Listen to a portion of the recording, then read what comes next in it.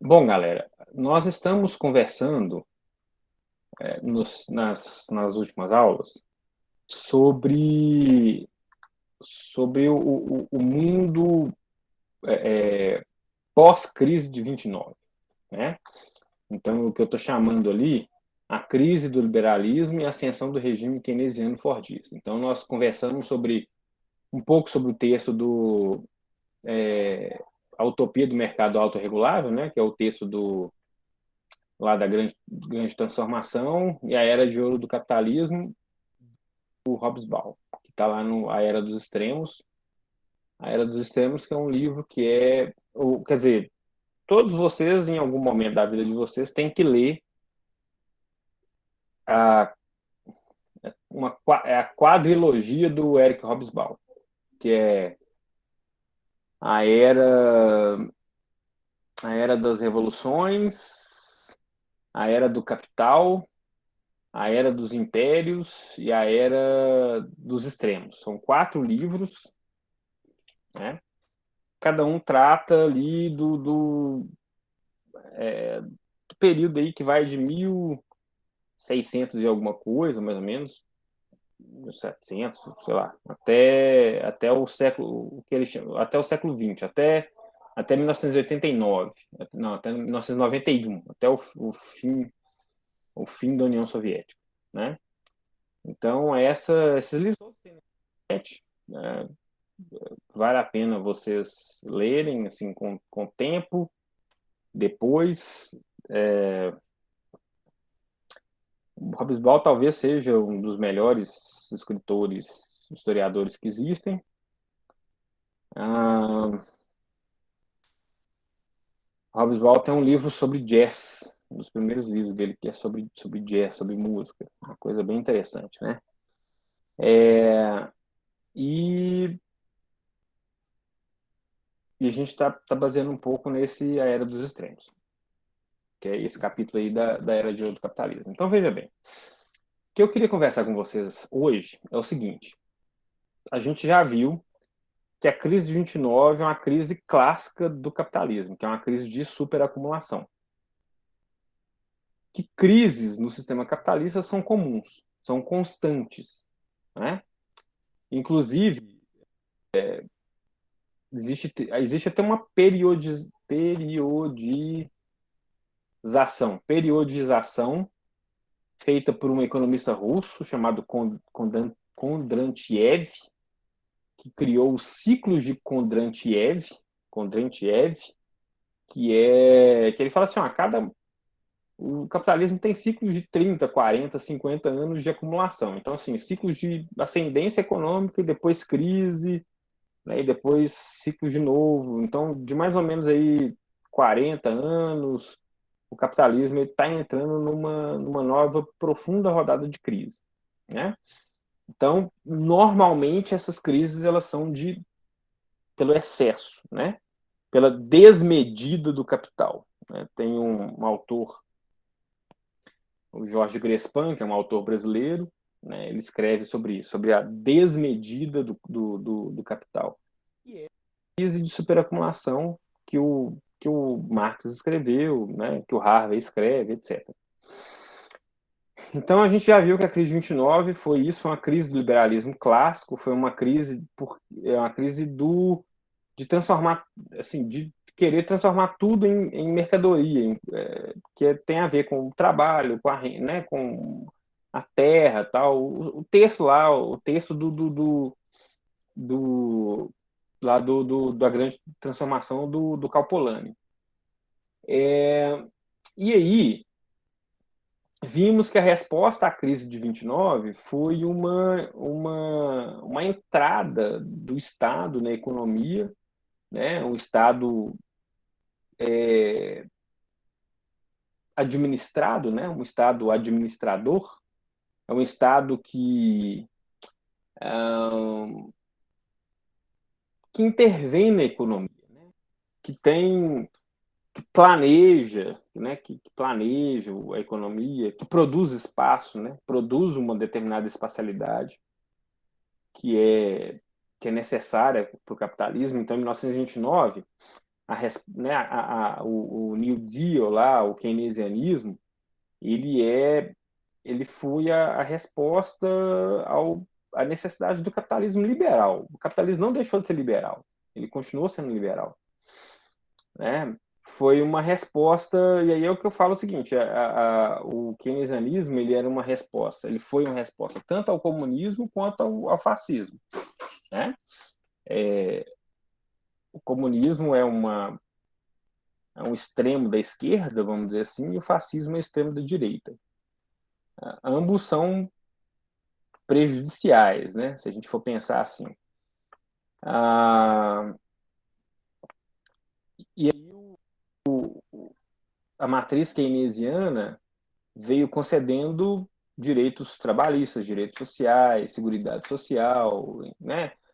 Serviços públicos, infraestruturas físicas e sociais, tal, que de certa forma, como diz lá o Allenby, né, a classe trabalhadora, né, preferiu abrir mão da sua aventura histórica a viver uma vida de relativo conforto, né? Bem, muito mais conforto do que seus colegas, né, de anos atrás, de poucas décadas atrás, viviam.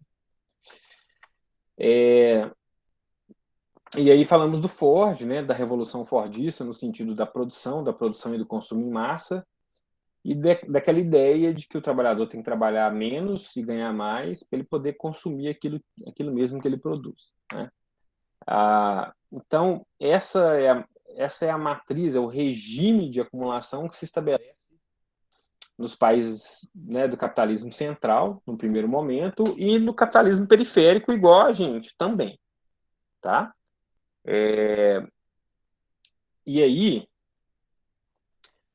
aqui hoje, nós vamos pensar um pouco desse arranjo, tá? Um pouco desse arranjo. Então, veja bem.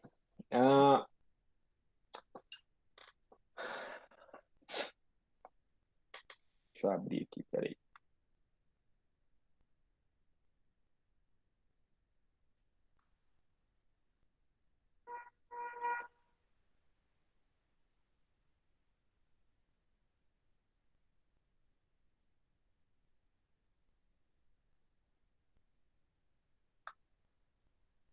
Nossa, meu computador tá ruim demais da conta.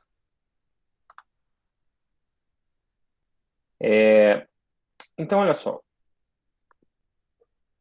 Eu queria pensar com vocês o seguinte.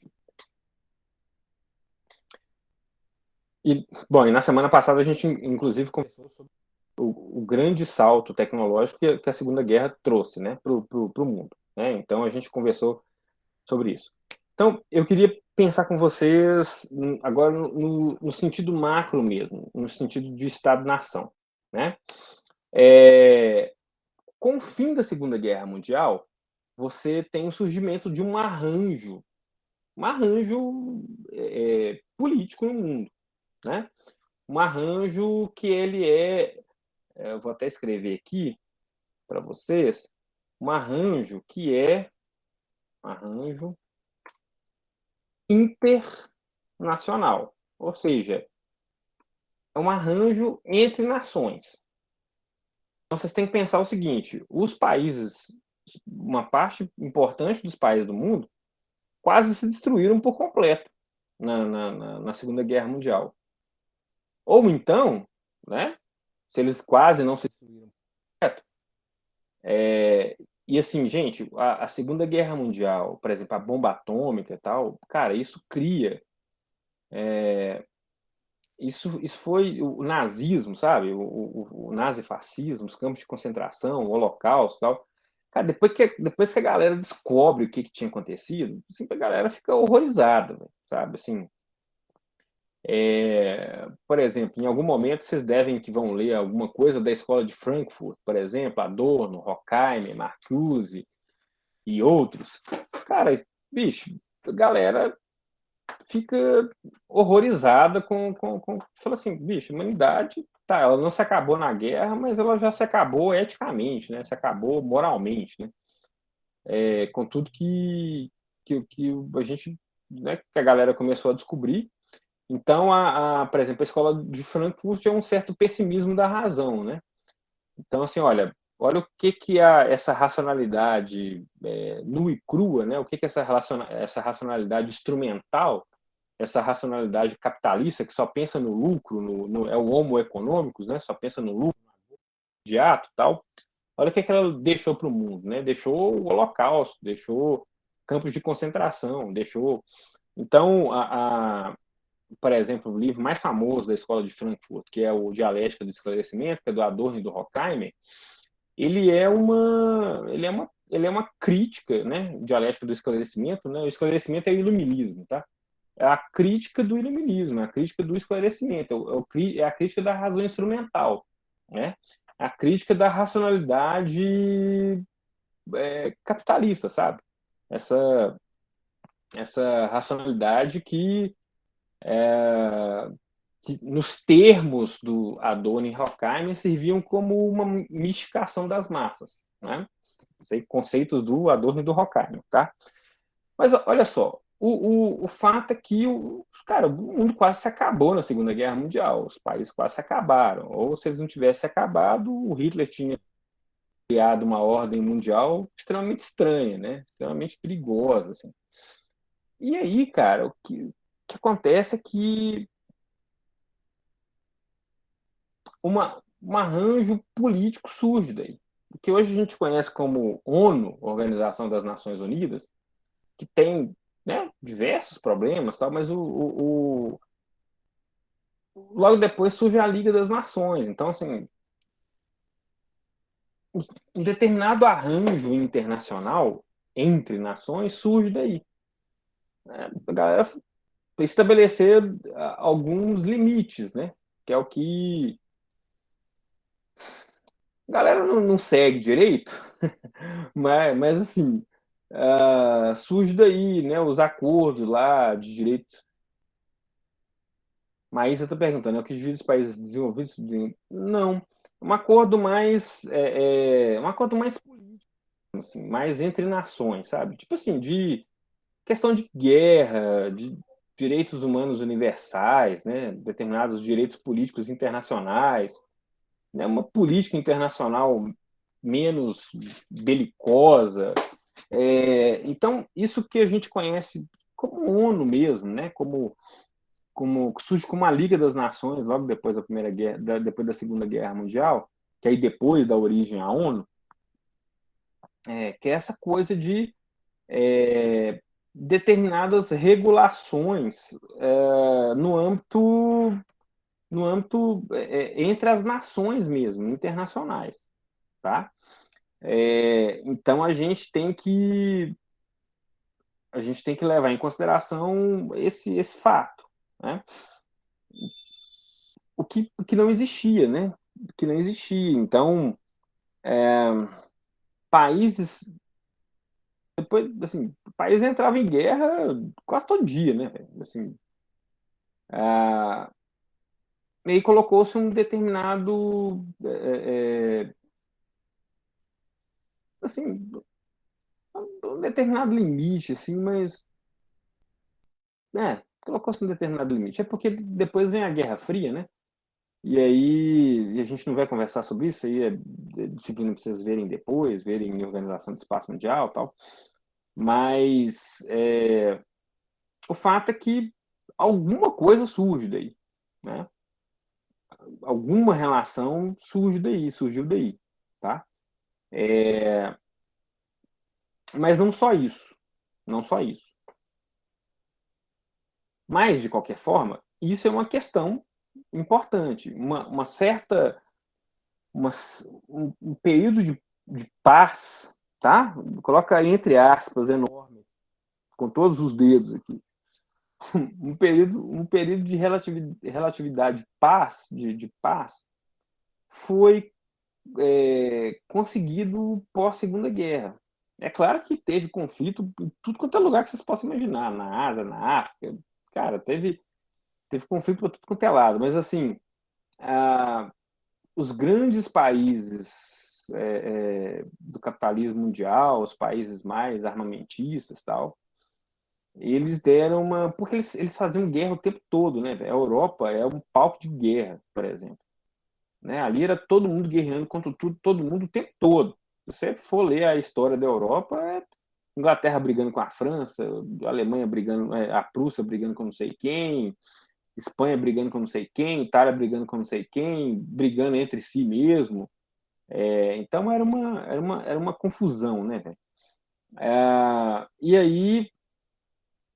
aí você tem esses arranjos, né, de nível internacional, esses acordos, o que a gente chamou de acordos bilaterais, multilaterais, etc. Isso surge a partir do fim da Segunda Guerra Mundial, nesse grande arranjo keynesiano, vamos dizer assim, que o Estado-nação toma para si essa prerrogativa, né? Então, vamos dizer assim. Então, um arranjo internacional, e aí você teve arranjos político-econômicos. Lá está mais no âmbito político mesmo, né? Vamos dizer assim, do político. Agora, você tem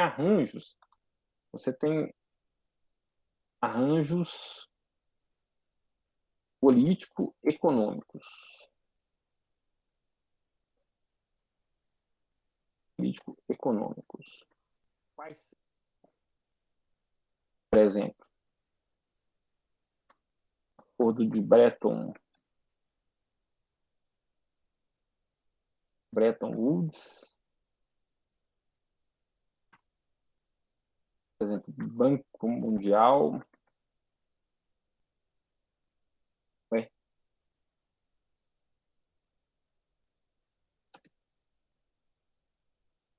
coisas como Banco Mundial, Fundo Monetário Internacional, arranjos políticos, não, tipo Acordo de Bretton Woods, Banco Mundial, Fundo Monetário Internacional, o que era o GATT, que virou MC, né? GATT, que virou a Organização Mundial do Comércio.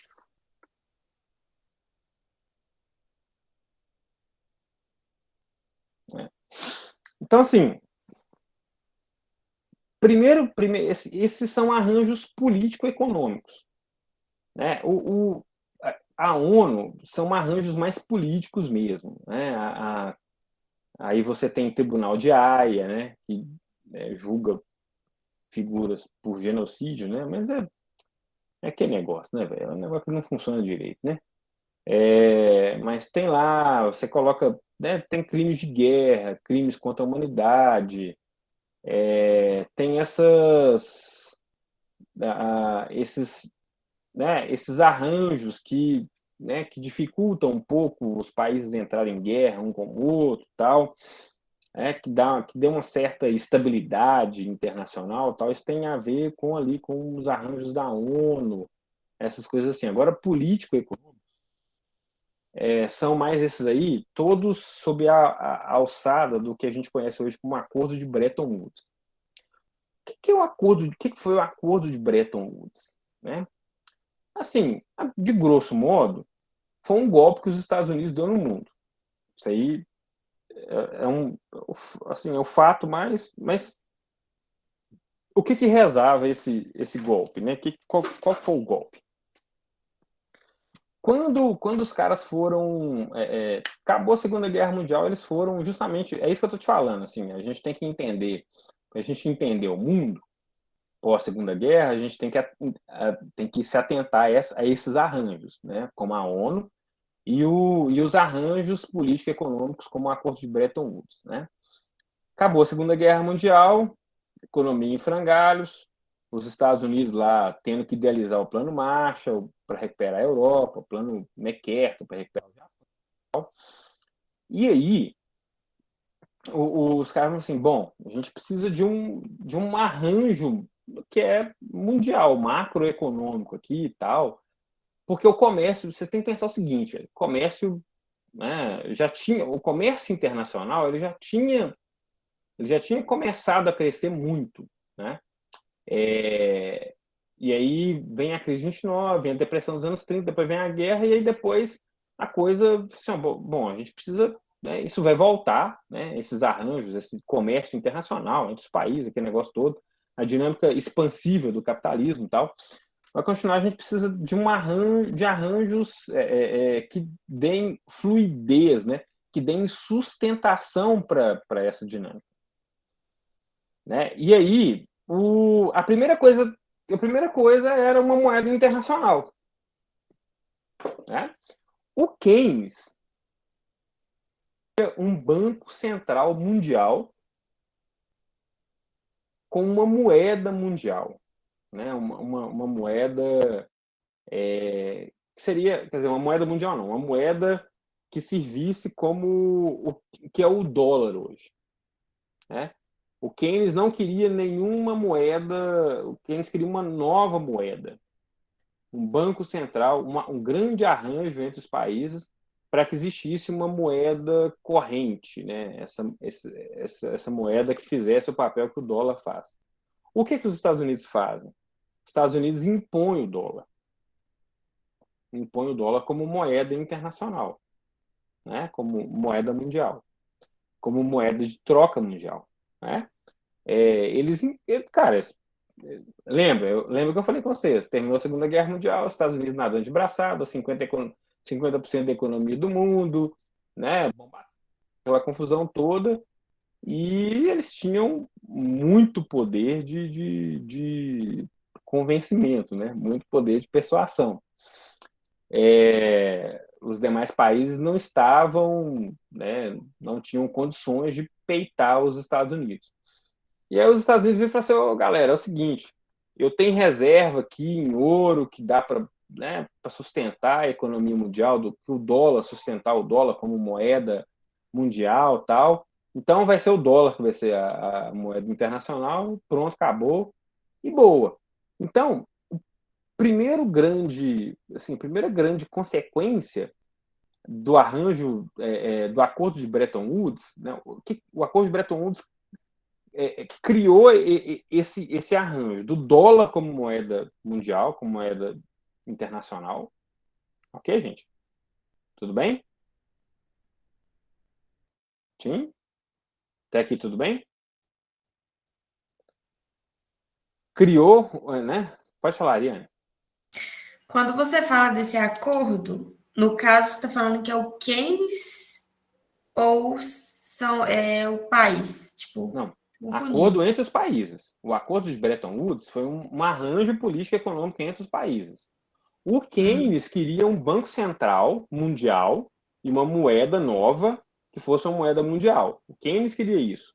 Mas o Keynes foi voto vencido. Por quê? Porque os Estados Unidos impôs o dólar.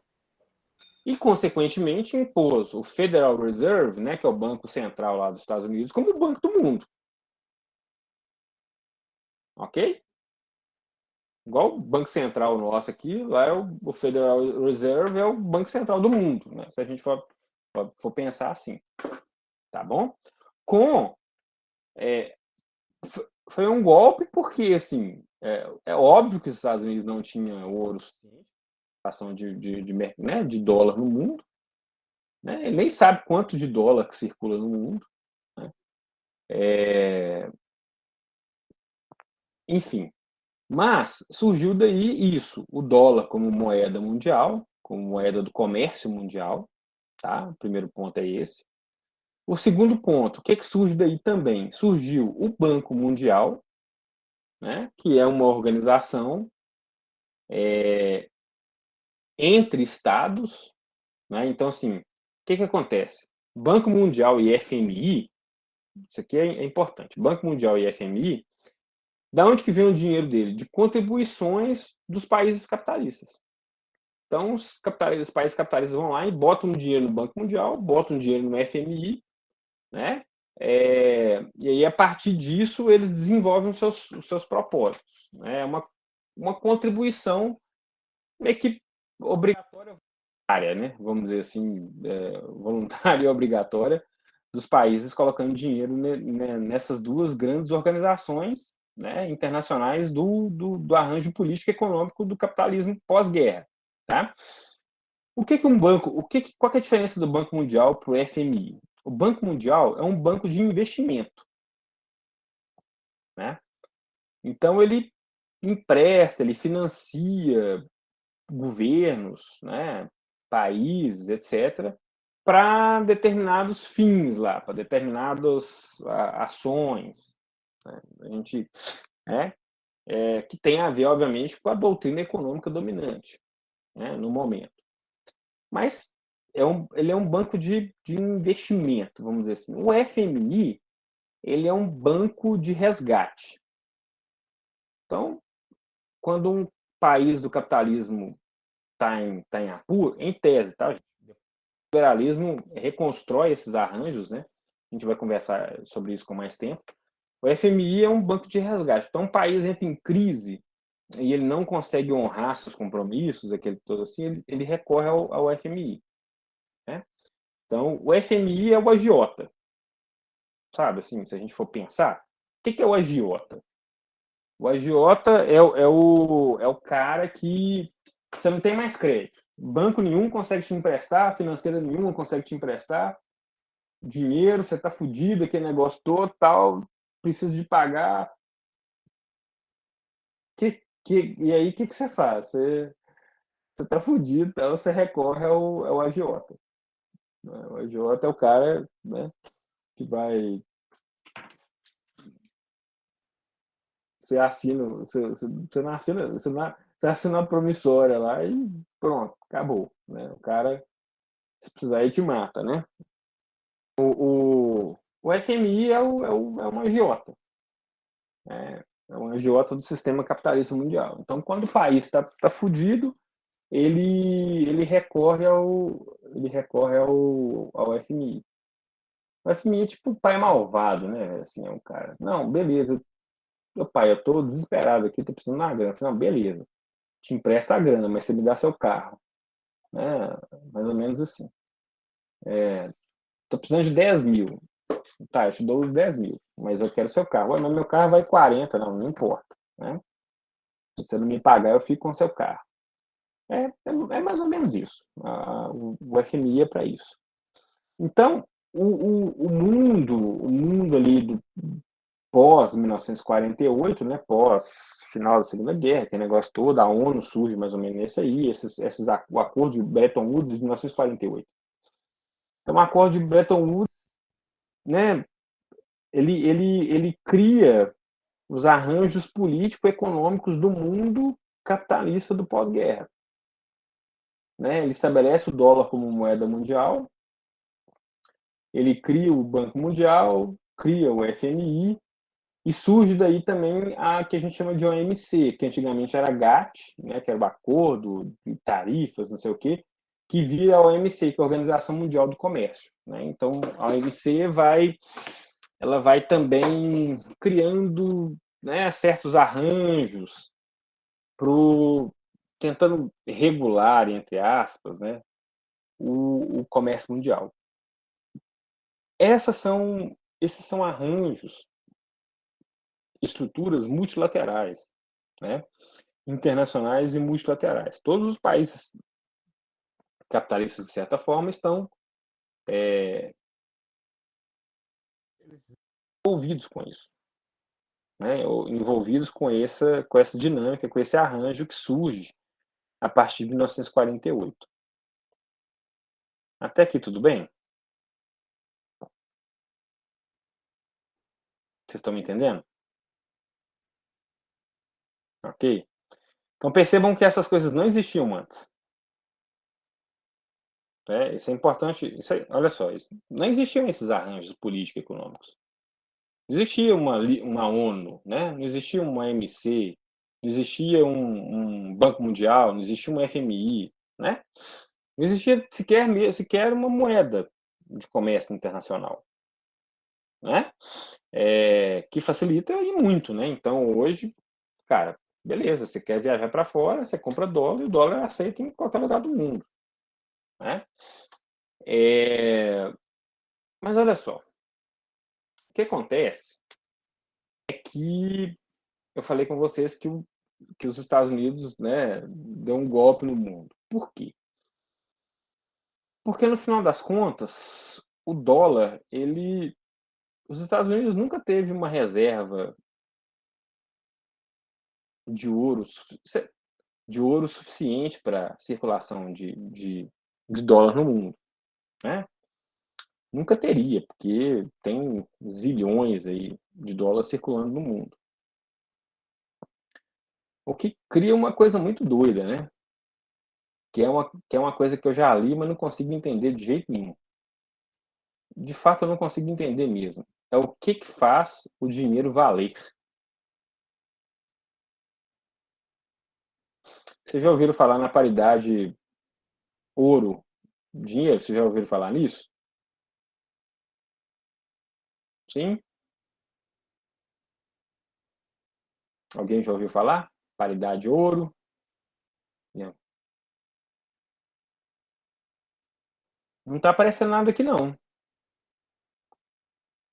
Maísa, tá aparecendo nada, não está aparecendo aqui, não. Deve estar usando o link errado. É o link que eu mandei lá Pede para ela repetir, não apareceu para mim, não.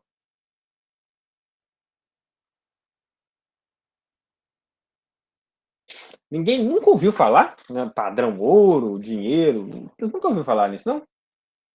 Nunca ouvi falar.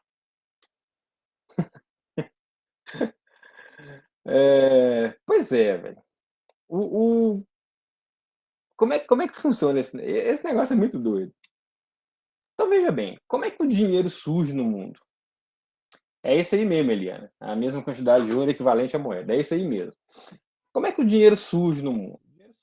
No mundo, assim, você tem lá a Casa da Moeda que emite o dinheiro, emite o papel moeda, né? O que faz R$ 1 valer R$ 1? O que vale R$ 10 valer R$ 10? Né? Antigamente, o que fazia valer era uma quantidade de ouro guardado na Casa da Moeda. Então, suponhamos, se tivesse é, R$ 1 bilhão circulando na economia, né, na forma de papel moeda, deveria ter R$ 1 bilhão, deveria ter o equivalente a R$ 1 bilhão em ouro guardado na Casa da Moeda. Sim? Ok? Pensou ok? Compreender a lógica aí? O que faz R$ 100, né? Essa é uma questão. O papel moeda, inclusive, surge assim na história da humanidade, né? Quem cria o papel moeda basicamente quem cria o papel moeda igual a gente conhece hoje, uma lógica mais moderna, né? Porque antigamente a moeda valia, né? A moeda era um pedaço de ouro, um pedaço de prata, um pedaço de cobre, né? Então, a própria moeda já valia, né? O que ela carregava em si. O dinheiro surge com as primeiras atividades bancárias, né, velho? Um negócio muito doido. E quem faz isso aí, quem cria isso aí foram os judeus. Então, às vezes, os caras precisavam transformar a riqueza deles em dinheiro, vamos dizer assim, porque eles, por exemplo, tinham que mudar. Então, o cara não tinha condição de levar a criação de gado dele, por exemplo, né? O cara tá vindo de uma região para outra, da África para a Europa, ou da Europa para a Ásia, não sei o que e tal. Mas aí o cara tinha lá uma plantação, tinha lá uma criação de gado e tal. E aí eles chegavam. Como que é o nome do trem? Falando do padrão ouro? Regra do ouro? Não, padrão ouro. Padrão ouro das moedas. Então o cara chegava lá para um banqueiro judeu e falava assim: olha, eu tenho aqui 1.000 cabeças de gado, de ovelha e tal. Aí o cara falou assim: beleza, eu te dou aqui um papel moeda, né, equivalente a essas 1.000 cabeças de gado aqui que você não tem como transportar, eu tiro a minha metade, lá, tiro aí o equivalente a 100 cabeças, 200 cabeças, não sei. Aí quando você chegar lá no banco, lá no meu representante, lá na Ásia, por exemplo, aí você desconta esse valor, né? O papel moeda, a lógica do papel moeda surge daí, né? Se a gente for ler sobre a história do dinheiro, é um pouco disso. E aí o papel moeda surge com essa relação do dinheiro que tem, em tese, do dinheiro que tem circulando no mercado, com a quantidade de ouro que tem na casa da moeda. Pois bem, pergunto-vos, irmãos, qual que é o único país do mundo que tem dinheiro na casa da moeda que corresponde ao que tem de dinheiro circulando no mundo? Vocês saberiam me dizer se existe algum país assim hoje?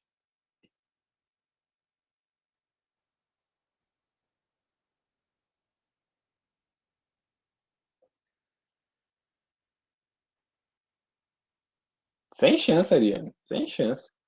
Estados Unidos não tem, nenhum. China também não, sem chance. Acho que não tem. Né, Ariane, ele é o mais. Ah, os Estados Unidos é o mais rico, mas é o. Opa, peraí, vamos lá. Inglaterra ou Israel? Israel não. Qual, qual que é o dinheiro mais caro do mundo? Você sabe me dizer? A Libra, né? A Libra esterlina, a moeda da Inglaterra. Por quê?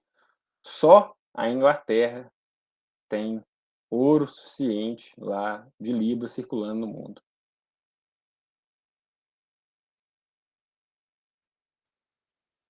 Então, a gente pode dizer que o único dinheiro de verdade que existe no mundo é a Libra. Muito doido isso, né?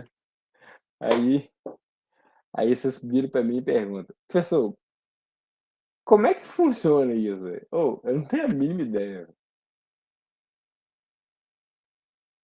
Eu não tenho a mínima ideia. O que faz o dinheiro valer, velho, é. Cara, é tipo uma. Eu vou, é uma questão religiosa mesmo, sabe?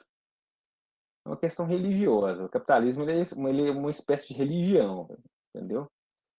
É uma fé, entendeu? É uma fé. É uma fé que faz o dinheiro. R$ 100 valer R$ 100. US$ 100 valer US$ 100. Mas isso tem. Que loucura. É muito doido mesmo, velho. Esse é o negócio. Aí você pensa, como é que funciona? Como é que funciona? Eu tenho a mínima ideia, velho. Não tenho. Assim, de fato, eu já tentei ler isso. Cara, é um negócio tão doido que é o seguinte, pensa, se o Brasil rodar dinheiro na casa da moeda, ele para você ver como é que mais uma vez, para ver como que os negócios são doidos. Se o Brasil pegar e rodar real, fala assim, não, a gente pode rodar real para pagar a dívida, aquele negócio todo, tal. Poder pode, mas o que acontece com a economia do Brasil? É muito breve, né? Você cria uma inflação absurda, porque você desvaloriza o dinheiro, em tese, né? Em tese. Os Estados Unidos é o país que mais deve no mundo, roda dólar lá, roda dólar lá sem dó nem piedade, injeta zilhões na economia. Lá na crise agora pegou, sei lá, 2 trilhões de dólares e colocou na economia e não dá nada para os caras, velho.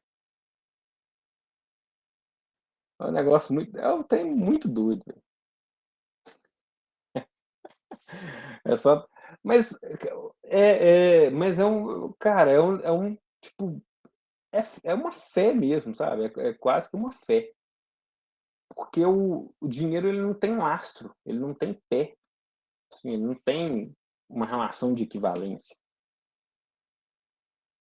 Os dinheiros do mundo, só a Libra. o arranjo que coloca os Estados Unidos como centro econômico do mundo é tão doido que assim, os caras se refugiam no dólar, que é um dinheiro que, em tese, não deveria valer nada, mas é o dinheiro internacional, então ele vale, como reserva de segurança. Ao invés de ser a Libra, é o dólar. As pessoas compram dólar como reserva de segurança. Mas veja bem, um dólar atrelado aos títulos públicos norte-americanos. Porque é o seguinte, se os Estados Unidos quebrar por completo, deixar de existir, o capitalismo meio que acaba, né?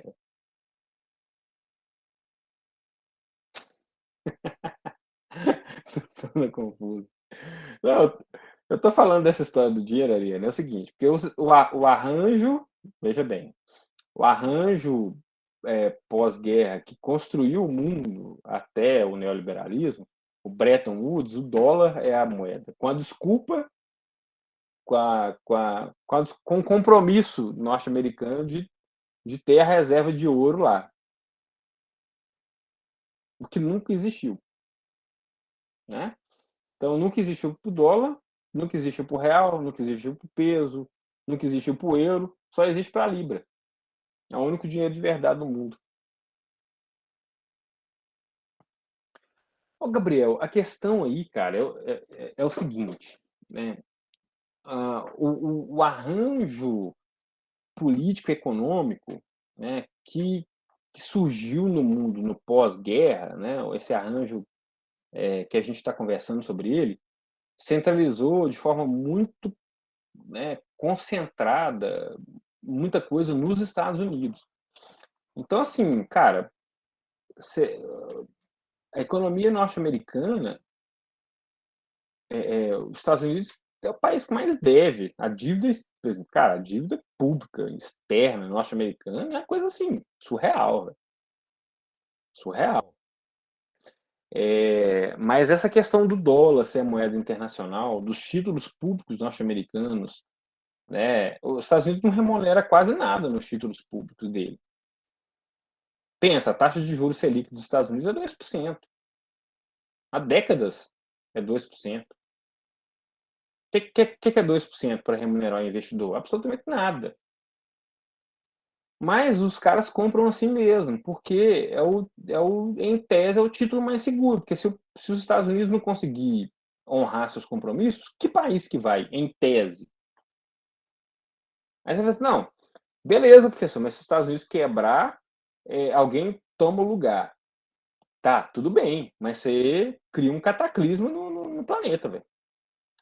Porque países do mundo inteiro, investidores do mundo inteiro, tem, é dono de dívidas públicas, papéis do Tesouro norte-americano. Todos aqueles países árabes, a própria China, velho. A China hoje é dona de mais de 20% da dívida pública da dívida externa norte-americana. Então, esse arranjo muito centralizado nos Estados Unidos fez isso, velho. Tipo assim, se os Estados Unidos entrar em crise profunda, né? Profunda, profunda, profunda, profunda, né? O mundo inteiro vai pro saco. Que é o que aconteceu em 2008, inclusive. Fala, Lucas. Então, basicamente, só a Inglaterra que tem um ouro que equivale ao dinheiro. Nenhum outro país tem. Não. Nenhum? Assim, nenhum ouro, no caso. Cara, pelo pouco que eu estudei, nenhum. O único dinheiro de verdade mesmo é a Libra. Tanto que quando a Terra ainda participava da zona do euro, né? Da União Europeia, ela não adotou o euro. A Inglaterra nunca adotou o euro, sempre foi a Libra. Entendeu? É um negócio muito doido, velho.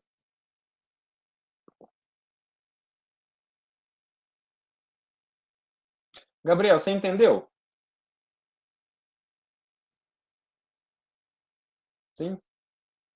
É isso, cara. Então, assim, então esse arranjo macroeconômico do pós-guerra, né, que é o regime de acumulação fordista keynesiano fordista, esse macro arranjo político e econômico tal, que centralizou nos Estados Unidos, a partir do acordo de Bretton Woods, principalmente, ele assim, ele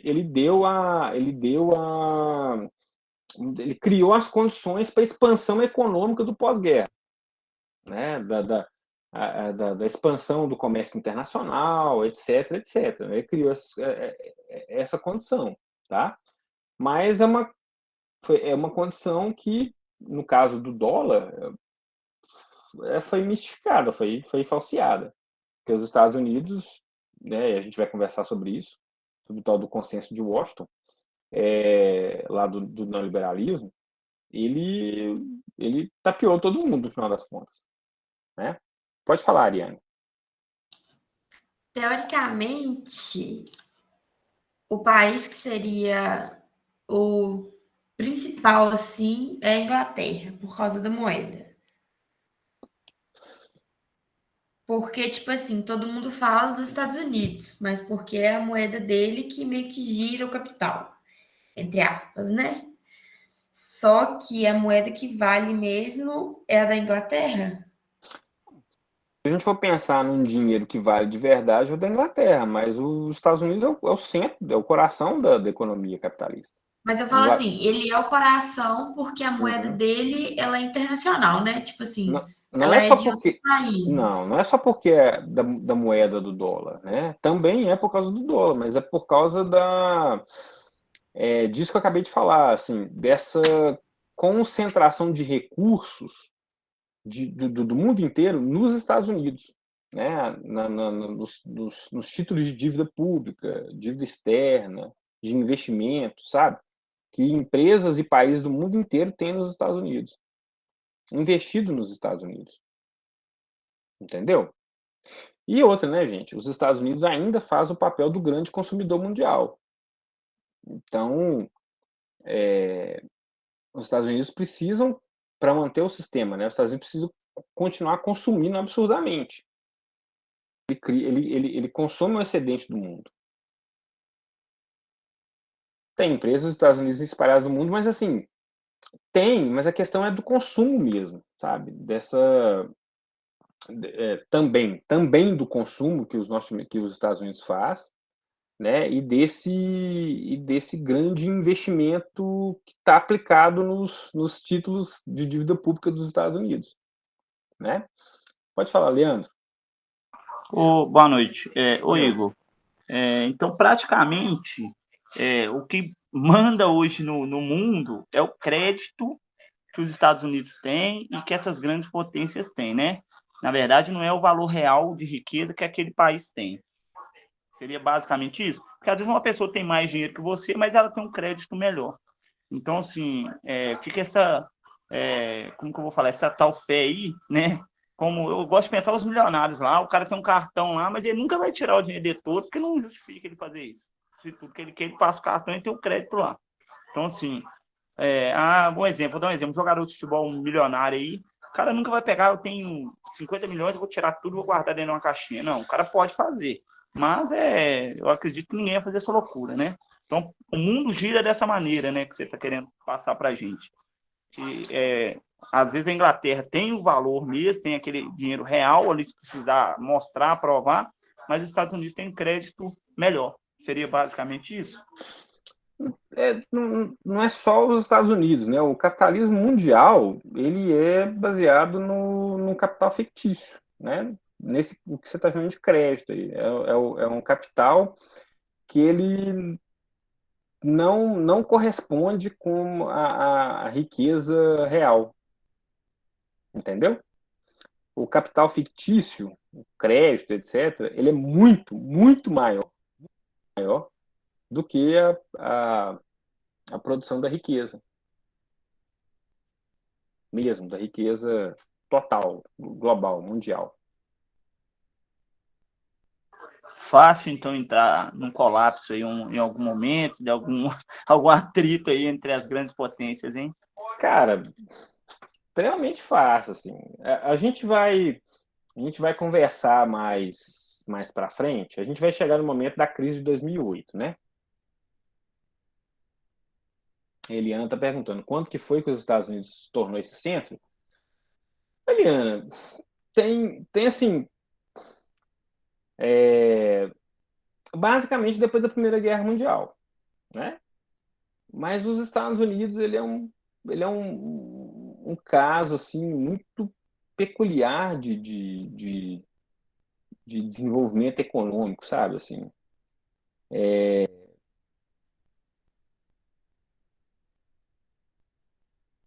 tem a ver, tem a ver com a colonização, um pouco, tem a ver com a guerra lá civil deles, que o norte lá, que era mais capitalista, mais liberal, vamos dizer assim, venceu o sul escravocrata, né? Rural, tal. Então, os Estados Unidos têm um processo de formação muito peculiar, sabe? Até a religião influenciou nisso, né? O protestantismo lá, tal. Que fez com que os Estados Unidos crescesse muito economicamente. Quando chega a Primeira Guerra Mundial, que a Europa se estrepa na Primeira Guerra Mundial, os Estados Unidos tomam a dianteira na frente. Aí depois, né, vem lá a Segunda Guerra Mundial, que fode mais ainda a Europa, sai, né, nadando de braçada depois, e de lá até hoje, né, é essa grande potência, né? Tudo bem? Entendeu, Eliane? Tá? Mas, assim, de qualquer forma, a partir do final da Primeira Guerra Mundial, os Estados Unidos já tomam a dianteira, né, da economia mundial. Tudo bem? É, cara, os Estados Unidos, eles são processos muito, assim, muito peculiares mesmo, assim, mas de receber um investimento estrangeiro cabuloso durante muito tempo, de ter tido uma formação republicana liberal, né, muito cedo, né? De ter tido uma elite, toda elite é filha da puta, mas a elite norte-americana, ela ela pensou num projeto assim, ela pensou num projeto de país, né, vamos dizer assim, lá atrás. Coisa que a coisa que a nossa, por exemplo, a nossa elite brasileira nunca pensou, né, véio, direito, assim. Foram poucos momentos que a elite brasileira pensou um pouco no arranjo político, econômico, mais voltado para um projeto de nação, né? Mas, de modo geral, a elite brasileira, assim, das mais das mais canalhas que existe no mundo é, assim, a elite brasileira, né? Vamos pensar assim. Ah, é, enfim, estamos nós aqui com a nossa brilhante elite.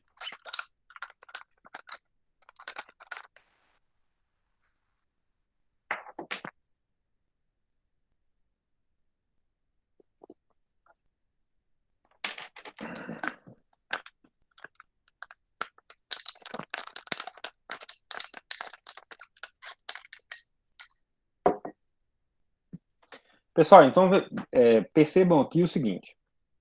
Então vamos ver se a gente consegue pintar o quadro geral da obra, né? O quadro geral da obra é o seguinte: a matriz keynesiano-fordista, ela deu, vamos dizer assim, ela deu o tom interno, né?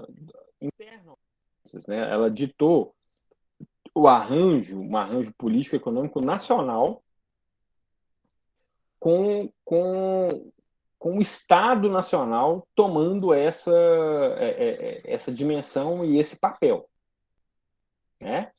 Então, o arranjo keynesiano-fordista tem a ver com isso, tem a ver com o Estado como esse grande promotor do desenvolvimento econômico, o Estado administrado, o Estado que tem um banco central, que planeja a economia, que investe em curto, em médio, em longo prazo, que cria as infraestruturas sociais, físicas e sociais, que produz espaço geográfico para acomodar a acumulação do capital. Então, então, que cria essa estrutura, né, de governança que a gente conhece, que é comum para a gente hoje, que não existia. Né, que não existia. Né, Seguridade social, educação pública, saúde pública. Então, tudo isso que a gente já conversou, vamos dizer assim, é o arranjo político-econômico interno. Esse processo, né, que fez com que, né, os países capitalistas crescessem economicamente, se desenvolvessem, estabilizassem tal, né, e crescessem muito economicamente no pós-guerra, até o meados ali dos anos 70, ele teve um acréscimo, vamos dizer assim, ele teve uma outra parte, que é essa parte externa, essa parte que ela é internacional, né? Que é o que? São esses grandes arranjos político-econômicos mundiais, que foi e é, né, de certa forma, a ONU, né, que deu uma certa, que criou canais, criou estruturas, criou condições dos países se relacionarem diplomaticamente, de forma internacional, né? Acordos multilaterais, de respeito mútuo entre nações, né? Mais ou menos, né? Mais ou menos, tá? Sempre isso é bem mais ou menos. E esse grande arranjo macro, esse grande arranjo político-econômico, fundamentado no Acordo de Bretton Woods, que estabeleceu o dólar como moeda internacional, né? Que criou o Banco Mundial, que criou o FMI, que criou a OMC, que são grandes arranjos, grandes acordos, grandes instituições nacionais, internacionais, que, né, deram o tom, deram a tônica, deram a condição para o desenvolvimento econômico mundial, né, para o desenvolvimento econômico internacional, né, para o desenvolvimento do comércio exterior, né, dos investimentos externos, as condições mesmo assim, econômicas, jurídicas, políticas, etc., para esse grande crescimento econômico que existiu, né, principalmente no pós-guerra. Né? É a resposta à crise de 29, né, a depressão dos anos 30 e a guerra. Ok? Então, se a gente não entender essa dinâmica interna e essa dinâmica externa, a gente não consegue entender, né, esse grande desenvolvimento econômico que surgiu no mundo a partir ali do fim da Segunda Guerra Mundial. Vocês conseguiram acompanhar isso aí, galera? Sim? Ok?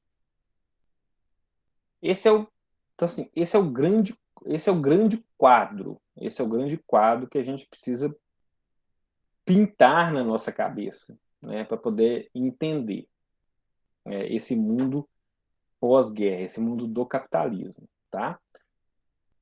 Lembrando, os Estados Unidos vai criar o Plano Marshall para recuperar a economia europeia, da Europa Ocidental, vai criar o Plano MacArthur para recuperar a economia japonesa e vai implantar as ditaduras militares aqui na América Latina, né, para contornar qualquer possibilidade de crescimento de um comunismo, alguma coisa assim. Tá bom? Beleza? Agora, a gente precisa mais ou menos situar o Brasil nessa história aí. Situar um pouco de Brasil nessa história, né? Para frente a gente lê com mais calma, mas é só para a gente entender como é que o Brasil vai se encaixar aí nesse momento. Tá bom? Alguma dúvida até aqui? Não? Estão conseguindo acompanhar? Sim? Mais ou menos? Sim? Beleza, Guilherme? Ok. Então tá. Então, e o Brasil, professor? Né? O Brasil é o seguinte. O Brasil, até 1930, ele era uma grande roça, né? Ele era uma grande fazenda. Produtora de café. 70% da economia do Brasil era produção e exportação de café. Você tem uma grande crise, a crise de 29 impacta o Brasil. Não porque o Brasil era um país industrializado ou que tinha investimentos, aquele negócio, não. É porque cai a importação de café drasticamente. E aí o modelo que tinha sido preservado com a República Velha, né, a chamada República do Café com Leite, que foi um arranjo político, né, ele vai para o brejo ali com outro arranjo político que leva o Vargas ao poder. Então, Vargas, de 1930 a 1945, que é o Estado Novo, né, que é o governo Vargas, então o governo provisório de 4 anos, né? Lembra, assim, o Vargas chegou com um golpe, né, gente? Nunca nos esquecemos disso. Apesar do Vargas ter sido... Vargas foi o grande estadista da história do Brasil, gente, né? Isso aí é um fato. Não, professor, mas ele era fascista. Não, beleza, ele flertava de fato, com o fascismo, mas assim, cara, o Brasil é um antes e o outro depois do Vargas, né? Ele foi o grande estadista brasileiro, né? Com todos os seus defeitos. Então, de 34 é um governo provisório, não sei, ali no anel rodoviário tem uma escada provisória, né, velho? Tem uma escada provisória que tem uns 10 anos, tem uma passarela provisória que tem ali, né? O caminhão destruiu a passarela, aí tem uma passarela provisória lá, tem uns 10 anos. Então, um governo provisório de 4 anos, né? Igual o golpe militar também, né? De 64 até 68 era provisório, né?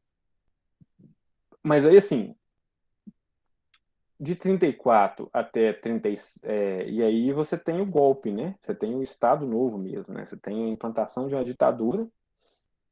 Como é que é mesmo?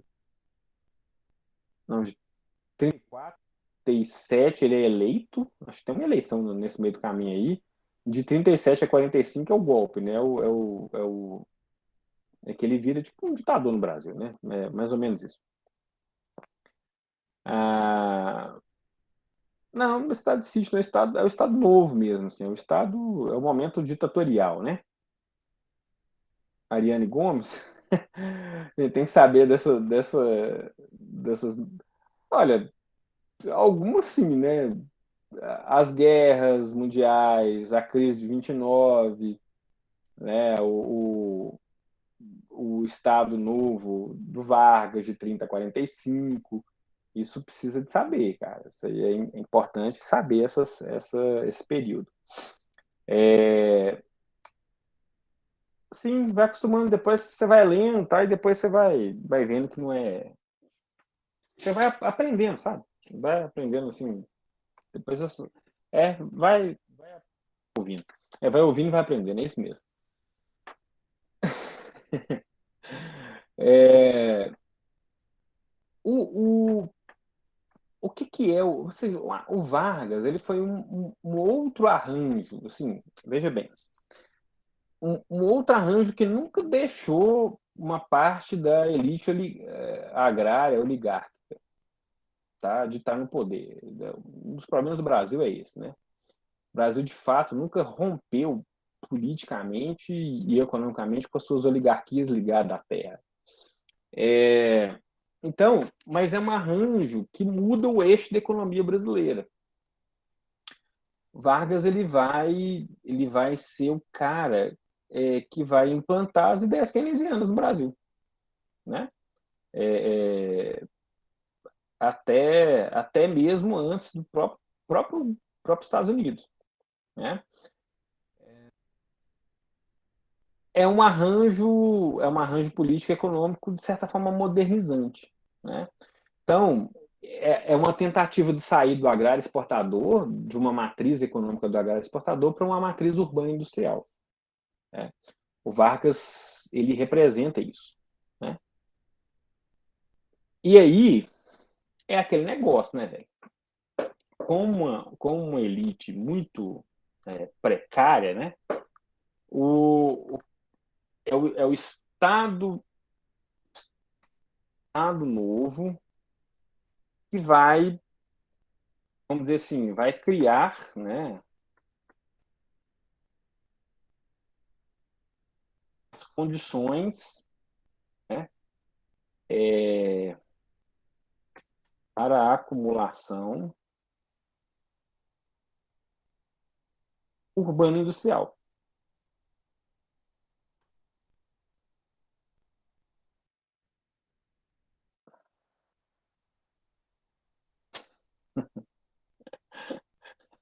De início, assuntos de final também. Vocês vão, cara, vocês vão decorar. Vocês vão, não é decorar, isso aí vai ficar muito comum na cabeça de vocês. Então, o Estado Novo, o governo Vargas, é criar as condições para a acumulação urbana industrial. A partir de quê? A partir da criação de empresas estatais voltadas principalmente aos bens de capital, né, que são o quê? Que são as infraestruturas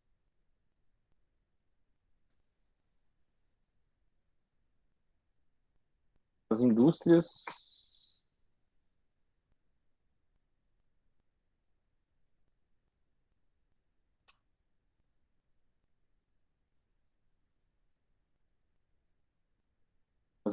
de bens de consumo. Só explica isso. Explica. O Brasil precisa de energia. Cria-se a Eletrobras. Né? Porque sem energia você não instala outras fábricas no Brasil. Né? Outras indústrias, outras empresas. Né? Vai vir para cá uma montadora de carro. Como? Nem energia tem nesse lugar? O que vai vir fazer aqui? Né? Então, você precisa de criar as condições. Olha o que eu escrevi ali, né? Empresas estatais voltadas aos bens de capital, ou seja, infraestrutura para acomodar as indústrias. Você precisa de criar as condições infraestruturais. A gente precisa de petróleo, criar a Petrobras. Petrobras foi depois, na década de 50, mas a lógica é a mesma. A gente precisa de telefonia, criar a Telebrás. A gente precisa a gente tem minério e tal, a gente precisa de explorar esse minério, criar Vale do Rio Doce, depois, né? Tudo foi privatizado depois, né? A gente precisa de transformar esse minério em aço, cria-se a CSN, Companhia Siderúrgica Nacional, a CST, Companhia Siderúrgica de Tubarão. Por que tudo Brás? Porque é brasileiro, né? Eletrobras, eletricidade brasileira, Petrobras, petróleo brasileiro, Telebrás, telecomunicações brasileira, né? Porque todas eram estatais, todas eram empresas estatais criado com capital, né, nacional, tal, para criar as condições, né? São empresas de bens de capital. O que são empresas de bens de capital? São as indústrias que fornecem as matérias-primas para as outras indústrias. Né? São as empresas que fornecem a matéria-prima para outras empresas. Desde a energia, passando pelo petróleo, passando pelo aço, pelo ferro, e pelo plástico, enfim. Tem que pensar que esse momento é uma indústria pesada ainda, né? Sim, é a base para a industrialização que eu falei assim, para a indústria de bens de consumo. Você cria as condições, né, infraestruturais e empresariais, vamos dizer assim, para que outras indústrias cheguem no Brasil. Né? Cheguem ou surjam no Brasil. Né? Então você cria a estrutura de... É isso que eu falei, da mineração, passando pela siderurgia, pela metalurgia, né, pela energia, pela comunicação, enfim, por isso tudo. Né? Isso começa a surgir no Brasil, a se estruturar. do Vargas, né? A partir do governo Vargas. Isso por um lado. Isso por um lado, ok? Por esse lado infraestrutural.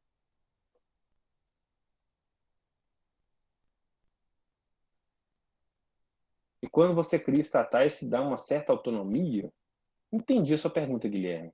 Abre o fone aí Não, e eu quis melhor. dizer em relação, tipo assim, como naquela época a nossa produção era mais voltada à agrícola, né, no café, quando o Vargas entra no poder e começa a criação de estatais, tanto da elétrica quanto da metalurgia, aí no caso você começa a criar tipo, uma autonomia em relação aos outros países, entendeu? Tentando se tornar uma potência no ramo, isso que eu queria dizer. Ah, tá, entendi.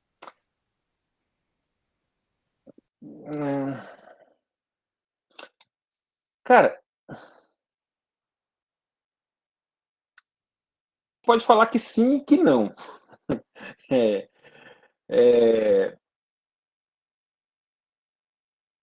é sim uma certa autonomia, né? Porque você está industrializando o seu país, né? Mas só que só que do jeito que a história se desenvolveu, interna e externa, essa foi uma autonomia meio que limitada. A Por gente vai causa da chegar falta de lá. tecnologia, né? No Oi? caso, por causa também que naquela época também o Brasil também não tinha um investimento em tecnologia. Pode ser por isso também, que no caso aí fica um pouco carente de outros setores que no caso só tinha fora do país e não aqui dentro. De certa forma, sim. De certa forma, sim. Mas a gente precisa de. É porque a gente precisa caminhar para uma. O que a gente conhece como. A gente precisa caminhar para um entendimento, tá? De uma coisa que a gente conhece como Organização Internacional do Trabalho.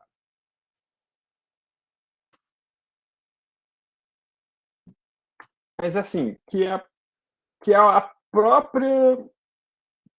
Que é a própria. É o próprio arranjo internacional, né, do capitalismo mundial, assim. Mas calma, a gente chega lá, vamos por partes. Mas você está pensando certo, seu raciocínio ele está certo, né? É uma certa autonomia, né? E é óbvio que a dependência tecnológica e a distância tecnológica jamais será superada, viu, gente? Jamais será superada, né? Nós seremos dependentes tecnologicamente para o resto da vida, né? A não ser que aconteça algum cataclisma lá que destrua os países do norte, capitalistas e tal, e sobreviva só o Brasil, entendeu? Então, cai um meteoro lá que só destrui lá, de boa, né? Que nós estamos atrasados e continuaremos atrasados para o resto da vida, né? Mas olha só, o Guilherme, tem a ver, assim, tem, igual, vamos continuar a conversa, tem a ver com uma certa autonomia, mas tem a ver mesmo com, cara, com um arranjo político, econômico, da, da, tem a ver com uma burguesia, tem a ver com a parte da burguesia nacional, né? Para você entrar de vez no mundo do capitalismo avançado, vamos dizer assim, que era urbano industrial, né? Então, assim, cara, 1930, Europa, Estados Unidos, tal, Japão, Canadá e outros países já tinham, sim, avançado demais, né, no sentido, né, nessa dinâmica urbana industrial. E Brasil, como eu falei, era uma grande roça. Então, o arranjo político que leva o Vargas no poder tem a ver com esse arranjo de uma parte da burguesia brasileira, né, que queria fazer uma. Vou usar o termo aqui do livro, tá? Vou usar o termo aqui do livro do Florestan Fernandes, que é um clássico, tá? Um clássico que a gente não vai ler aqui porque não dá tempo, né? Que é a Revolução Burguesa no Brasil, né? Então, como aponta o Florestan Fernandes, o que acontece no Brasil em 1930 é uma revolução burguesa, porque o arranjo é de uma burguesia que ela não rompe com a burguesia agrária, não rompe, mas ela encaminha um arranjo econômico, político-econômico, mais urbano e industrial, voltada para um processo de modernização econômica.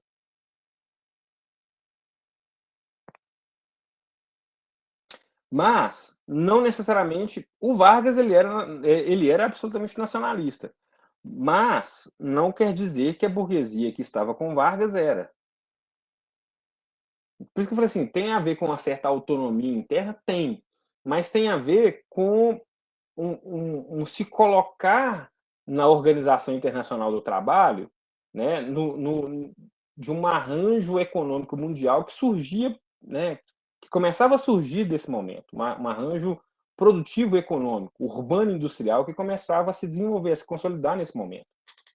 Então, por um passo de tempo, assim, você, né, se a gente concorda com Florestan Fernandes, você tem uma revolução burguesa que é um pouco progressista, né, nesse sentido, um pouco, porque ela quer mudar o arranjo econômico brasileiro. Vocês estão conseguindo entender, gente? Ok? Sim, não?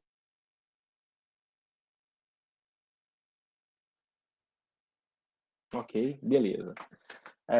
Então, o Vargas, ele, por um lado, ele faz isso. Por outro, o que o Vargas faz? Ele cria também as condições para a própria reprodução da classe trabalhadora. Mas que tipo de classe trabalhadora? A classe trabalhadora urbana e industrial. Então, quando a gente fala assim, o Vargas criou o salário mínimo. Por que o Vargas criou o salário mínimo? Para você ter uma base salarial para a indústria, para a acumulação urbana industrial que começava a surgir daquele momento.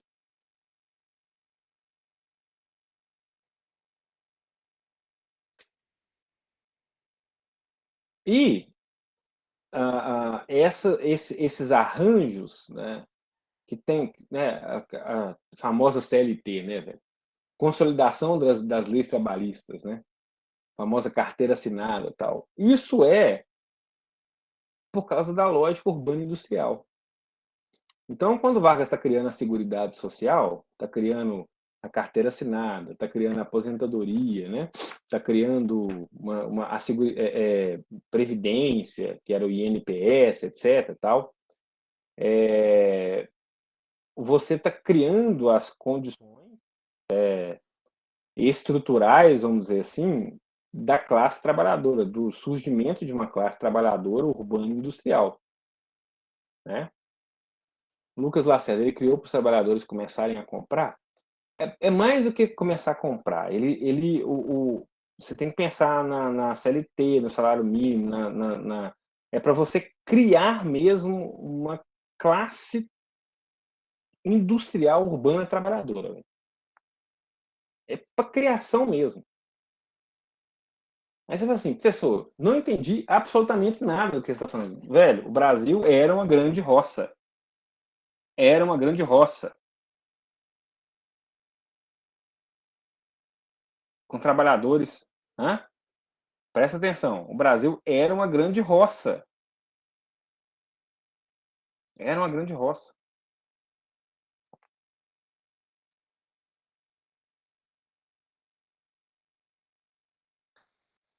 A Ariane perguntou, forma de criar as cidades? Sim, o eixo urbano industrial, a sociedade começa a se urbanizar no Brasil a partir de 1930. Né? Pode falar, Ariane. Então, é só para explicar, porque eu escrever e demorar muito. É porque, tipo assim, teoricamente, ele criou também por causa disso que o Lucas falou, né? Tipo, girar capital. Ele vai fazer o produto para a pessoa comprar.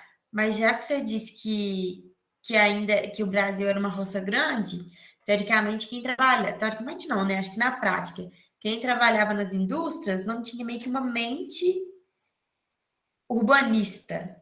E aí ele fez essa criação aí meio que para transformar meio que a cabeça do povo em cidade em si, e não só meio que corpo que está ali trabalhando, mas em si todo o corpo dessa questão de capital e tal, pá. Mais ou menos isso, né? Sim, a questão é que não é para a cidade, é para o arranjo, para a acumulação industrial, né, que vai habitar na cidade. A indústria vai estar na cidade, né? Mas você pensou certinho, Ariane. Você sabe por que você pensou certinho? Deixa eu te falar. Os trabalhadores no Brasil, né, eles precisaram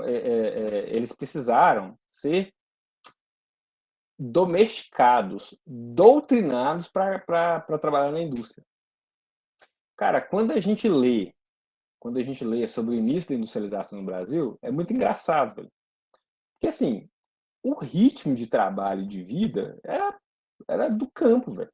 Não era o ritmo industrial. E aí, era tipo assim, quando eu falo domesticar mesmo, é doutrinar, é inculcar na cabeça do sujeito a lógica do trabalho industrial. Então a gente lê textos assim. Por quê? Porque o cara, por exemplo, antes do salário mínimo, os caras recebiam um salário lá, tal, mas o salário era semanal.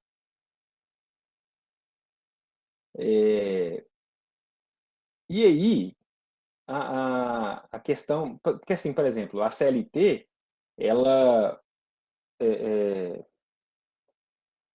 ela coloca obrigações por empresário, mas ela coloca obrigações para o trabalhador também. Né? A gente nunca pode esquecer disso. Então, por exemplo, o cara vinha para trabalhar na indústria, e aí ele trabalhava lá uma semana, ele recebia semanalmente. Ele trabalhava uma semana, e aí ele ganhava um dinheiro que ele, tipo assim, na roça, ele ganhava 3, 4 meses, né, vamos dizer assim, e ele não voltava mais para trabalhar. Entendeu? Não voltava mais para trabalhar. Ele ia tomar golo, ele ia fazer farra, ele ia fazer qualquer coisa, velho. Menos para. Bicho, é, trabalhei, trabalhei uma semana, ganhei essa grana. Bicho, que é isso? Isso aqui tá bom demais, né? Por exemplo, quando a gente lê algumas a industrialização e tal, tinha as vilas operárias. Todo mundo já deve ter ouvido falar nisso aí, né? Acho que era o Preto tem, inclusive, né? A Vila dos Engenheiros e a Vila dos Operários ali. Provavelmente a lógica deve que era a mesma. O que os caras faziam, velho? Os caras construíam as casas, traziam o trabalhador e faziam o seguinte, ó, o negócio é o seguinte, velho. Você tem que trabalhar aqui, pra você morar, ó, a empresa te dá todo lugar pra você morar, mas você tem que ficar trabalhando aqui, velho. Você tem que trabalhar bonitinho, de segunda a sexta ou de segunda a sábado. 8 horas por dia, sei lá, 10 horas por dia, né? Ou seja, você tem que, tipo assim, tem que doutrinar o sujeito mesmo, tem que tinha que domesticar o sujeito, porque o sujeito estava num outro ritmo, velho, num outro ritmo, né? Cara, eu vou dar um exemplo, sim, Guilherme, sim, vou dar um exemplo do meu avô. Olha só, meu avô não é nem tão antigo assim, meu avô é da década de 30, né? Então, quando meu avô já estava trabalhando, o Brasil já tinha começado a se urbanizar, se industrializar, aquele negócio todo. Meu avô sempre trabalhou com madeira, com serraria, né? Sempre ganhou pouco, aquele negócio todo. Mas morava minha família lá de Mendes Pimentel, no leste de Minas, né? Então, meu avô trabalhava lá com serraria, depois foi para um lugar Itabirinha de Mantena. E aí, essa cidade lá, Itabirinha de Mantena, ele trabalhava numa serraria lá, que era tipo uma fazenda. E aí ele chegou a ser a gerente dessa serraria. Mas assim, cara, ganhava um salário mínimo, né? 2 salários mínimos a dinheiro de hoje. Mas tinha a casa lá que eles moravam, não pagava aluguel, tinha água, tinha a horta lá, aquele negócio todo, a eletricidade, a própria fazenda tinha um gerador lá que sustentava a vila, aquele negócio todo.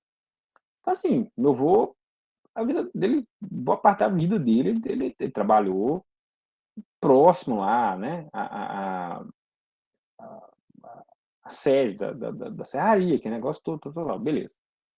Aí eles compraram, aí, né, os irmãos dele tinham vindo para cá, para a região metropolitana de Belo Horizonte, para Contagem, né, onde é que a gente mora. E aí, um tio meu, até falecido, irmão do meu avô, convenceu meu avô a comprar um terreno. Meu avô foi lá e comprou um terreno aqui e tal, onde eu morei, onde eles moram hoje. Meu avô ainda é vivo, né? Ainda, graças a Deus, mesmo com os problemas dele de saúde, ainda é vivo, sobreviveu à Covid aí, né?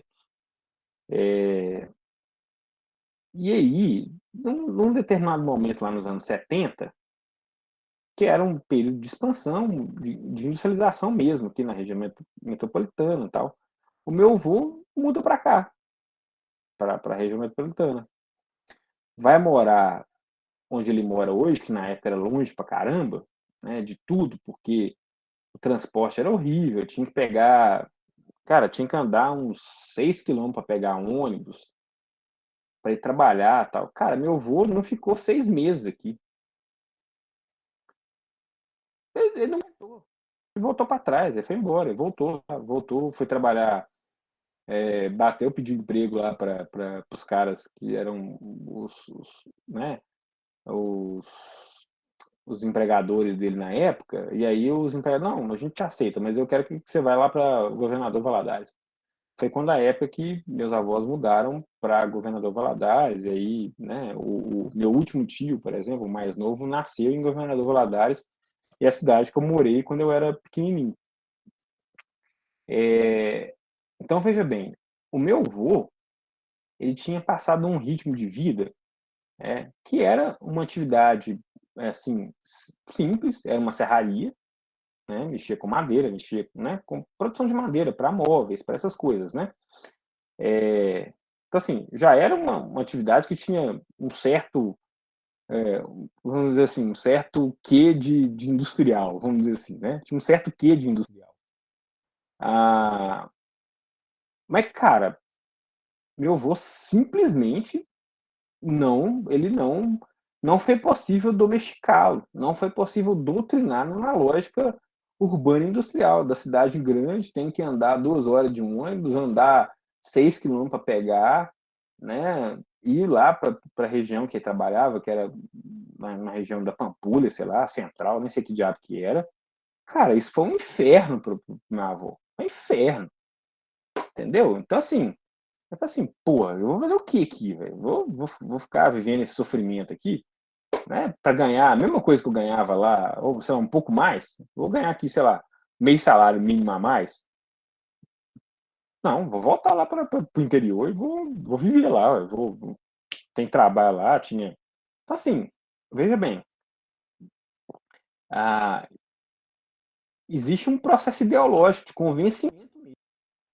Então, quando o Vargas está criando a CLT, está criando o salário mínimo, ele está criando essas estruturas, vamos dizer assim, né, a gente pode falar de esses arranjos legais, esses arranjos jurídicos. Ele está, na verdade, no final das contas, criando as condições, né, da acumulação urbana industrial. Então, é muito mais do que um trabalhador ganhar dinheiro para poder comprar, é muito mais do que isso, né? É de criar mesmo, criar a massa de trabalhador, a classe trabalhadora urbano-industrial que era necessário à indústria e ao comércio né, novo arranjo econômico, né, político e econômico que nascia a partir de então, da acumulação urbana-industrial. Então, assim, o Vargas, ele é um gênio político, velho. Isso aí é fato. Ele, na minha modesta opinião, ele é o grande estadista da história do Brasil. É, o grande estadista. Porque ele conseguiu canalizar um arranjo político precário, porque os arranjos políticos no Brasil eles são precários. Ele conseguiu articular, né, e manter um arranjo político, econômico e tal, de uma certa burguesia brasileira que legou esse primeiro processo de industrialização do Brasil, né, de constituição de uma classe trabalhadora urbano-industrial e de uma lógica de uma acumulação urbano-industrial.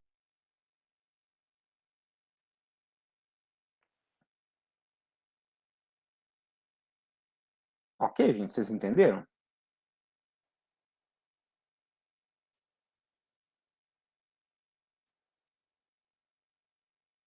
Vocês estão entendendo? Sim, não?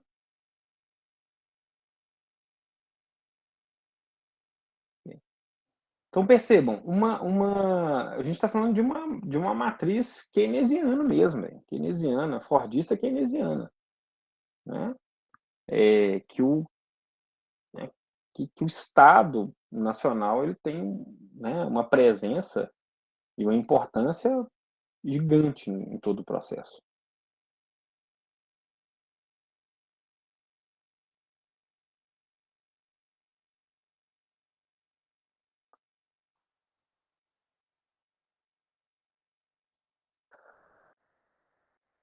Aí, voltando aqui à questão levantada pelo Guilherme, né? Pelo Guilherme Oliveira. Beleza, professor. O que isso significa, então, para aquilo que você falou da Organização Internacional do Trabalho? Significa que, a partir do governo Vargas, o Brasil tinha condições, né, condições infraestruturais mesmo, de receber investimentos internacionais, estrangeiros.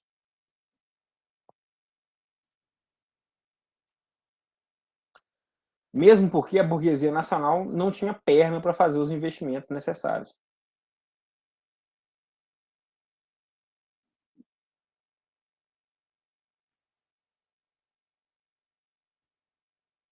E aí, o que acontece?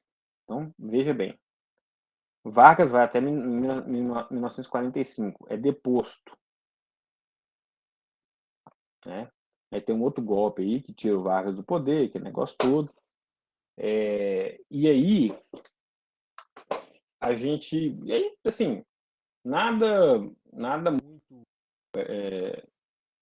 muito significativo acontece, né, acontece nesse momento. De 45 a 50. Eu não vou lembrar de cabeça aqui quem são os presidentes, né? Eu sempre confundo esse momento aí. Mas, de fato, nada aconteceu muito importante. De fato, nada. O Vargas volta ao poder. Eleito. Em 1950. 50? 45. 1950. Vargas volta. E se suicida. Vargas se suicida, acho que em 1964, cara. 1954. Júlio Vargas. 54, isso mesmo. Então, o Vargas volta eleito em 1950 e faz um governo extremamente problemático. Assim, faz um governo problemático e tal. A Petrobras Ué, Lucas, o Vargas, assim, supostamente se suicidou, né? Mas acho que o Vargas se suicidou mesmo. Ele aí já sofria uma pressão. O Vargas ele era nacionalista, de fato, né? E aí a burguesia, a pressão da burguesia já não era mais não necessariamente para um Brasil nacionalista, né? O arranjo já era outro, né? As necessidades já eram outras, né? Então, em agosto, é até curioso, porque eu sei disso porque o Vargas, ele só bagunçou aqui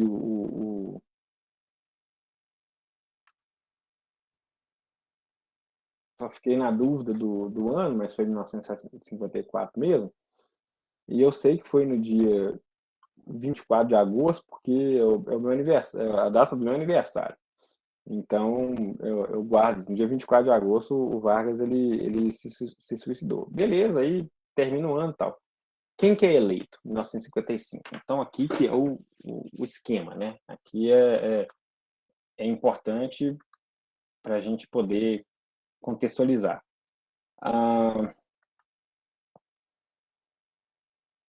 Vocês sabem quem foi eleito aí? Em 1900 e...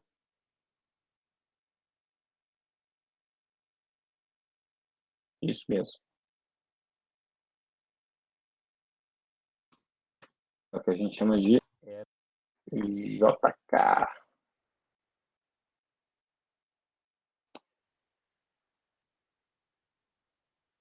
Ariane, sim, o governo provisório foi de 1930, tá? Não é 1800, não.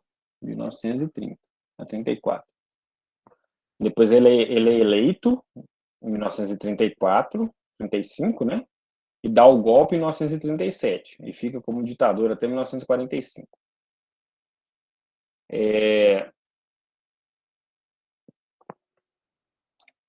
Qual que é o esquema da era JK?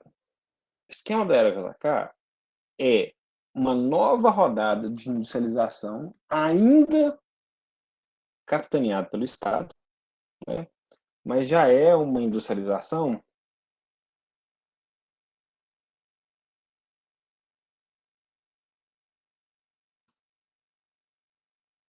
indústria de bens de consumo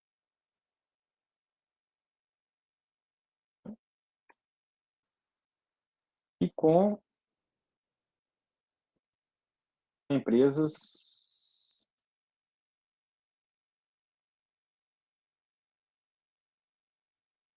estrangeiras.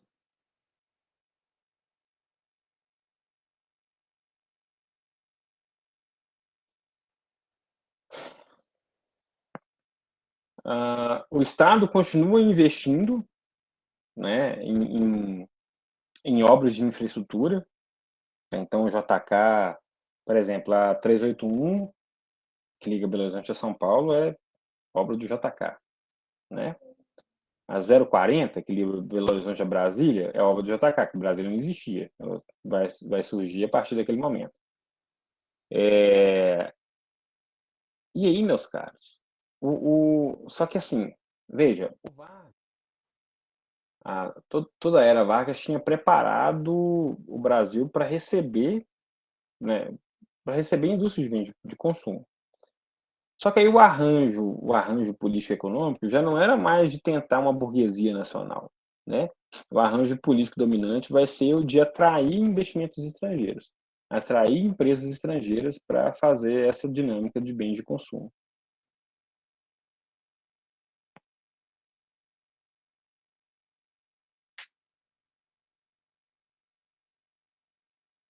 E aí tudo que a gente conhece hoje de bem de consumo, de modo geral, são empresas estrangeiras. Qualquer carro que você pensar, qualquer televisão antiga, né, marca de televisão antiga que você pensar, de eletrodomésticos se você pensar, basicamente tudo eram de empresas estrangeiras. O Brasil tem uma outra rodada de industrialização, o Brasil se transforma num grande industrializado, né? Mas através de empresas multinacionais, de empresas estrangeiras. É uma rodada de industrialização com capital externo.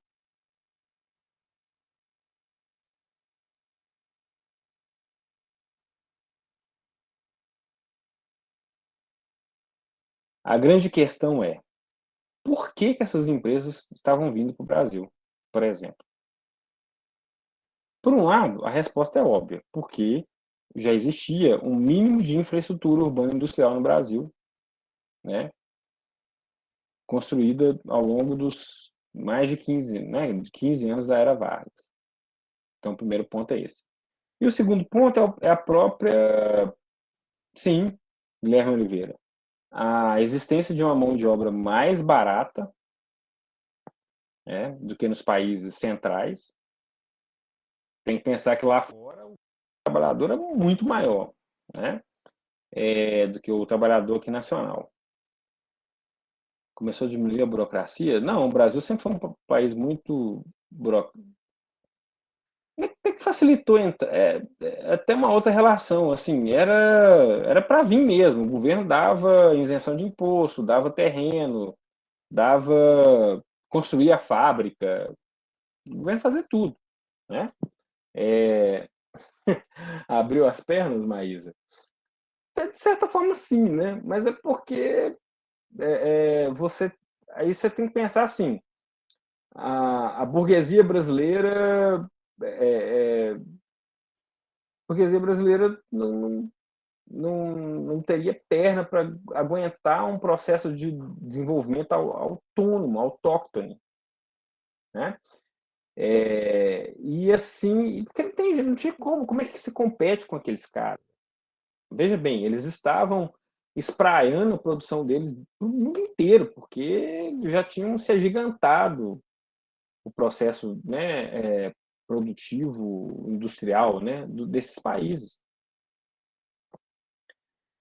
A Maísa perguntou, não tinha grandes empresas aqui? Privadas não, as maiores empresas brasileiras eram estatais. Entendeu? Então, veja bem, a gente já estava num arranjo econômico, numa organização internacional do trabalho que permitia com que as empresas do capitalismo avançado abrissem filiais em outros lugares do mundo, de tão grande, tão intenso já estava o comércio internacional, né?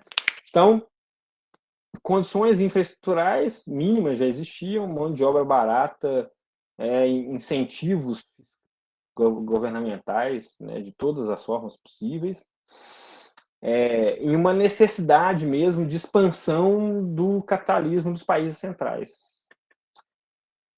Sim, Maísa, vira multinacionais, esses termos de multinacionais vêm depois, mas assim, é a lógica das multinacionais, né? O que é o conceito de multinacional, né? Então, em múltiplas nações, em mais de uma nação, né? Então, a lógica é está produzindo e vendendo em mais de uma nação.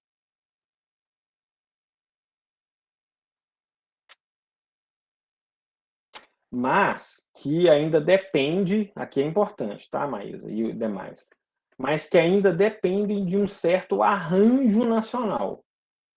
As multinacionais ainda dependem de um certo arranjo nacional. As transnacionais, não. As transnacionais produzem aqui... Isso aí... mais para frente a gente vai ver, quando a gente for falar de globalização. Então...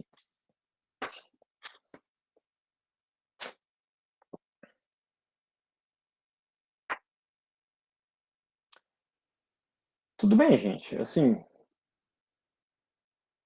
Ariane tá... Ariane,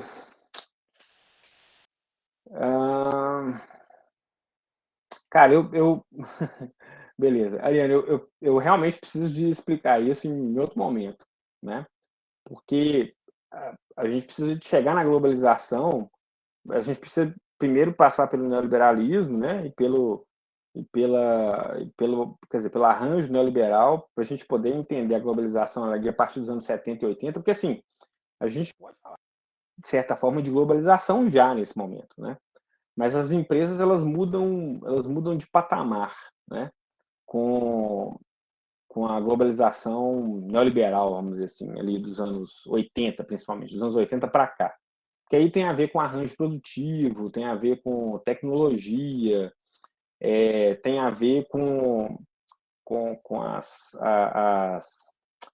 como é que eu posso dizer? Com as indústrias, quer dizer, com uma concentração de capital financeiro e tal, tem a ver com um de coisa.